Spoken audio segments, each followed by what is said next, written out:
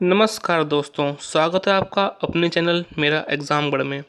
आज हम हिंदी के कुछ प्रश्न डिस्कस करने वाले हैं जो आपके लोअर पीसीएस, यूपीएसआई, लेखपाल और आगामी सभी यूपी ट्रिपल एससी की भर्तियां और जो पीसीएस होगा उसमें भी सीसेट पार्ट में हिंदी के क्वेश्चन होते हैं। इसलिए ये वीडियो आपके लिए अति उपयोगी रहेगा, इसलिए इसे आप ध्यान से देखिए। पहला क्वेश्चन है कि बुढ़ापा शब्द में कौन सी संज्ञा है। इसमें दो ही ऑप्शन दिए हुए हैं। तीसरा आप बना लीजिए यहाँ पे। तीसरा ऑप्शन ले लेते हैं हम व्यक्तिवाचक। क्या ले लेते हैं? व्यक्तिवाचक। और चौथा ले लेते हैं कोई नहीं। चौथा ले लेते हैं कोई नहीं। तो इसमें देखते हैं बुढ़ापा कौन सी संज्ञा है। जैसा कि आप लोगों को पता है कि बुढ़ापा हमारी भाववाचक संज्ञा होती है। अगले क्वेश्चन में चलते हैं। वीर का स्त्रीलिंग है। वीर का स्त्रीलिंग क्या होता है? इसमें आपको बहुत ही ध्यान से देखने की ज़रूरत है कि क्वेश्चन आप कोई वीरांगना लगाता है, कोई वीरावती लगाता है, इसलिए आप ध्यान देखिए कि इसका उत्तर क्या होगा। तो वीर का जो स्त्रीलिंग होता है वो आप लोगों को पता है क्या होता है? वीरांगना। क्या होता है? वीरांगना। चलिए अगली क्वेश्चन की तरफ बढ़ते हैं। वह आजकल दिल्ली में है। आजकल, आजकल जो शब्द है उस वाक्य में क्या है? क्रिया विशेषण है, अव्यय है, सर्वनाम है या फिर क्रिया है। तो इस क्वेश्चन में हमारा उत्तर हो जाएगा आजकल के लिए बताना है कि हमारा क्या है इसमें। तो जो उत्तर होएगा वो होगा क्रिया विशेषण। कौन सा क्रिया विशेषण? ये होता है अवधिवाचक क्रिया विशेषण, जैसे कि रात भर, दिन भर, आजकल, नित्य। ये जो होते हैं ये क्रिया विशेषण होते हैं और अवधिवाचक क्रिया विशेषण के अंतर्गत आते हैं। चलिए आगे बढ़ते हैं हम अपने अगले क्वेश्चन की तरफ। अगला क्वेश्चन है कि पेड़ पर पक्षी बैठे हैं। इसमें बताना है कि जो पेड़ पर पद है इसमें कौन सा कारक है। आपको पता है कि अधिकरण कारक में क्या होता है? में, पर, जो स्थान बोधक होते हैं, स्थान बताते हैं कि पक्षी बैठा है, कहाँ बैठा है? पेड़ पर बैठा है। तो इसका उत्तर क्या हो जाएगा हमारा? अधिकरण कारक। आइए बढ़ते हैं अगले क्वेश्चन की तरफ। इसमें बताना है कौन सा शब्द अव्यय नहीं है। ऑप्शन है आपके पास आज, कल, इधर, किसे। तो इसमें जो उत्तर होगा हमारा, आप लोगों को पता है अव्यय क्या होते हैं। अव्यय वो होते हैं जिन पे काल, संज्ञा, क्रिया किसी का भी कोई फर्क नहीं पड़ता है। जो जैसे होते हैं बिल्कुल वैसे ही रहते हैं, चाहे उनकी संज्ञा बदल जाए, चाहे उनका समय बदल जाए, काल बदल जाए या उनकी क्रिया बदल जाए, लेकिन वो सेम ही रहते हैं। तो आज क्या है? आज मंगलवार है, सोमवार है, आज नहीं बदलेगा। कल कल मैं वहाँ गया था, कल मैं ये करूँगा, तो कल भी नहीं बदल रहा है। इधर उधर ये भी नहीं बदलता है। किसे लेकिन जरूर बदलता है, किसे, किसको। इसलिए जो अव्यय नहीं है वो क्या है हमारा? ऑप्शन डी, किसे। आइए बढ़ते हैं अगले क्वेश्चन की तरफ। अगला क्वेश्चन, निम्नलिखित में से पुल्लिंग शब्द है। तो इसमें पुल्लिंग शब्द कौन सा है? हमारा बुढ़ापा हो जाएगा पुल्लिंग शब्द।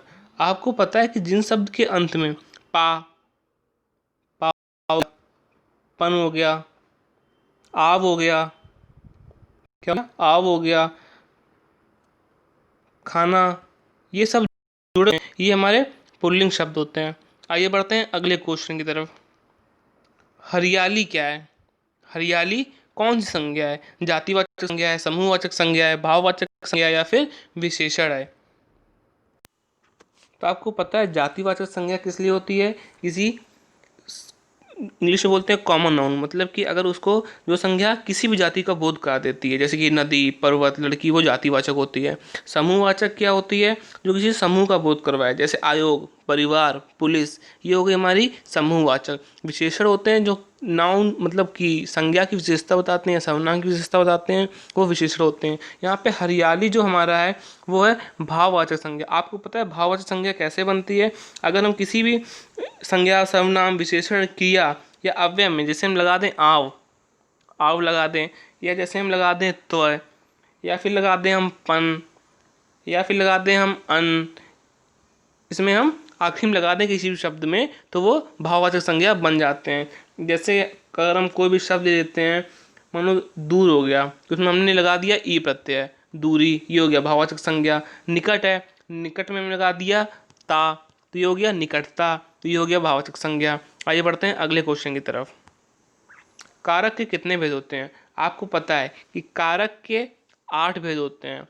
अक्सर लोग 7 लगा देते हैं क्योंकि वो भूल जाते हैं कि संबोधन भी, जैसे कि हो गया हे, अरे, ये सब भी कारक के ही अंदर आते हैं। तो इसमें टोटल कितने हो गए? 8 हो गए। आइए बढ़ते हैं अगले क्वेश्चन की तरफ।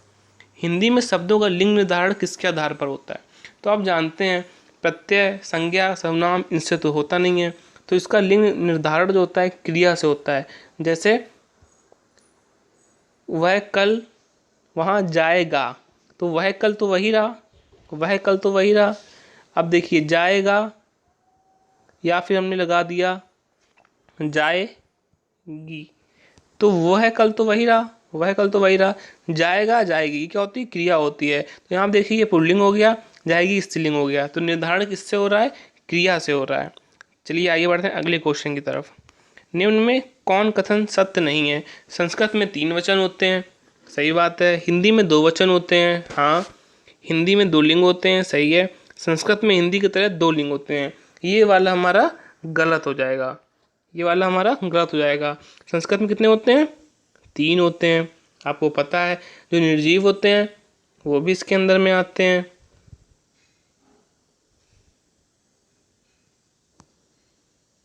राष्ट्र की भाववाचक संज्ञा, राष्ट्र की भाववाचक संज्ञा क्या होगी? आपको पता है राष्ट्रीय तो ऐसा कोई वर्ड है नहीं, राष्ट्रीय संज्ञा है, स्वराष्ट्र नाम है, संज्ञा है। तो यहाँ पे भाववाचक संज्ञा हो जाएगा राष्ट्रीयता। आपको मैंने बताया था किसी के भी अंत में अगर हम कुछ जोड़ देंगे भाववाचक संज्ञा बन जाती है। आव, त्व, पन, अन, इमा, ई, ता, हट लगा दिया तो राष्ट्रीय था, राष्ट्रीय में लगा दिया ता, तो ये क्या बन गया हमारा? भाववाचक संज्ञा। आइए बढ़ते हैं अगले क्वेश्चन की तरफ। कर्म कारक के लिए प्रयुक्त होने वाला चिन्ह कौन सा है? कर्ता ने, कर्म को, तो क्या होता है? कर्ता ने और कर्ता के लिए ने, कर्म के लिए को, तो यहाँ पर आएगा कर्म के लिए को। तो आइए कारक हम आप लोगों को रिवाइज करवा देते हैं। कर्ता का क्या होता है?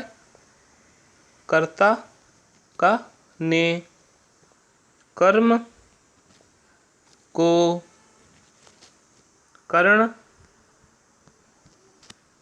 से, संप्रदान, संप्रदान, संप्रदान के लिए क्या होता है? को या के लिए। इसको आप लोग नोट कर लीजिएगा अगर आपको नहीं आता है, के लिए। अब बढ़ते हैं अपादान। क्या करते हैं? अपादान, अपादान, अपादान से संबंध, का के की, रा रे री, का के की, रा रे री। अधिकरण में पर, अधिकरण में पर। संबोधन आखिरी होता है 8, हे, ए, अरे। कितने हो गए? 8 हो गए। कर्ता ने कर्म को कर्ण से के द्वारा, संप्रदान को के लिए, अपादान से संबंध, काके की, रारेरी, अधिकरण में पर, संबोधन ए, हे, अरे, ओ। तो ये हो गए हमारे कुल 8। चलिए आइए बढ़ते हैं अगले क्वेश्चन की तरफ। निम्नलिखित शब्दों में से पुल्लिंग शब्द का चयन कीजिए। तो इसमें किताब रखी जाती है, संसद में मीटिंग होती है, गंगा बहती है। तो इससे हमें उत्तर क्या पता चला कि ये सूची पत्र होगा उत्तर हमारा। आइए बढ़ते हैं अगले क्वेश्चन की तरफ। निम्नलिखित में से पुल्लिंग शब्द है। घास उगाती है, आय होती है, नहर बहती है, व्यय होता है। खर्च आपका होता है, खर्च होती नहीं है। तो ये हो जाएगा हमारा पुल्लिंग शब्द इसमें व्यय। आइए बढ़ते हैं अगले क्वेश्चन की तरफ। इनमें से पुल्लिंग शब्द कौन सा है? दया, निर्धनता, दुर्घटना या फिर बुढ़ापा। तो देखिए दया हुई, निर्धनता हुई, दुर्घटना हो गई, बुढ़ापा आया, तो बुढ़ापा हो जाएगा हमारा पुल्लिंग शब्द। आइए बढ़ते हैं अगले क्वेश्चन की तरफ। भूखे को अन्न दो और प्यासे को जल। अगर आप इसमें इनको हटा दें, अब इसमें को देखिए, कर्ता ने कर्म को, तो ये हो जाएगा कर्म। आइए बढ़ते हैं अगले क्वेश्चन की तरफ। पुल्लिंग और स्त्रीलिंग में से कौन सा युग्म सही नहीं है? मोटा मोटी होता है, धोबी धोबिन होता है, तेली तेलिन होता है, दाता दानी नहीं होता है। इसलिए हो जाएगा हमारा सही उत्तर, लेकिन ये गलत है, ये होता नहीं है। आइए बढ़ते हैं अगले क्वेश्चन की तरफ।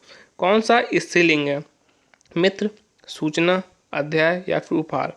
मित्र आया, अध्याय पढ़ा, उपहार मिला, लेकिन सूचना मिली, इसलिए सूचना हमारा स्त्रीलिंग हो जाएगा। आइए बढ़ते हैं अगले क्वेश्चन की तरफ। साधु का स्त्रीलिंग शब्द क्या होगा? लोग इसमें देखते हैं, आइन देखते ही तुरंत टिक लगा देते हैं, लेकिन आइन इसमें नहीं होगा। पंडित का पंडिताइन होता है, पंडित का आइन लगा दिया, पंडिताइन हो गया। ठाकुर का ठाकुराइन हो गया, यादव का यादवाइन हो गया। लेकिन इसमें साधु में आइन लगाने से इसका स्त्रीलिंग नहीं बनेगा, इसका होएगा साध्वी। आइए बढ़ते हैं अगले क्वेश्चन की तरफ। निम्नलिखित में से कौन सा शब्द स्त्रीलिंग नहीं है?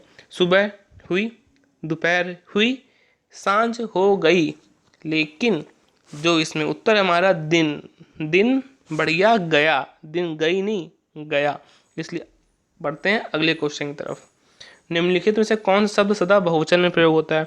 आपको पता है कि प्राण शब्द हमेशा बहुवचन में प्रयोग होता है। कुछ शब्द हैं ये जिनको आप लोगों के लिए हमेशा याद होना चाहिए, जैसे कि प्राण हो गया, जैसे कि प्राण हो गया, जैसे कि दर्शन हो गए, जैसे कि दर्शन हो गए, आंसू हो गए, आंसू हो गए, होश, बाल, होश, हस्ताक्षर जिसकी आप लोगों को बहुत ज़्यादा जल्दी है, ऑटोग्राफ की। चलिए आगे बढ़ते हैं अगले क्वेश्चन की तरफ। कवि का स्त्रीलिंग शब्द क्या है? इसमें बहुत लोग गलती कर देते हैं कि ये लगा देते हैं या फिर ये लगा देते हैं, क्योंकि यहाँ पे कवि ये देखा, ये त्री लगा दिया, हो गया। लेकिन यहाँ पे जो सही उत्तर है वो कवित्री है, यह आपका उत्तर गलत है, ये उत्तर हमारा सही है। तो आज के लिए इतना ही, अगले सीरीज़ के साथ फिर मिलेंगे।